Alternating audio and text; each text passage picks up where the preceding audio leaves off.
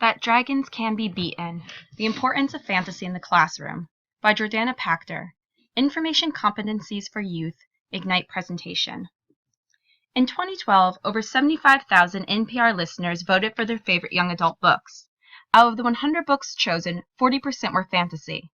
For almost a decade, the same genre has dominated YALSA's best books list. Yet a 1992 study of the most frequently required readings in high schools did not include any fantasy novels. Neither did a 2005 study, even though Harry Potter and the Half-Blood Prince topped the bestsellers chart. It is a baffling trend. Many educators believe that the best way to improve reading rates among young adults is to encourage them to read books they enjoy, yet fantasy is still conspicuously absent in the classroom. In part, it is simply the nature of canonization.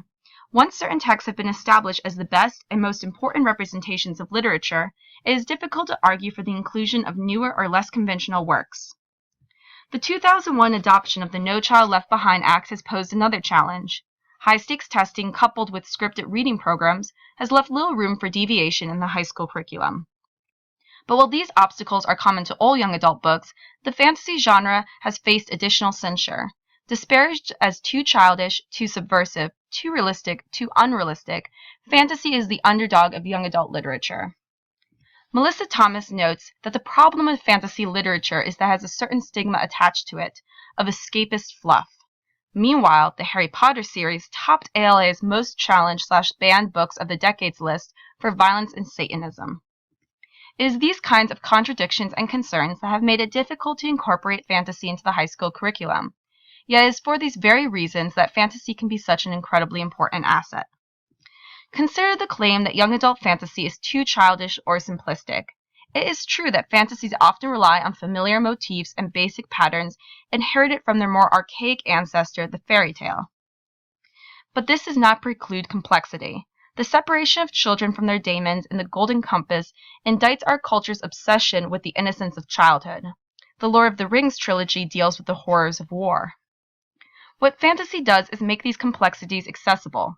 It provides a lens through which adolescents can view the world and acts as a catalyst for the difficult discussions we should be having in our classroom. This hidden depth is what makes fantasy such a subversive genre.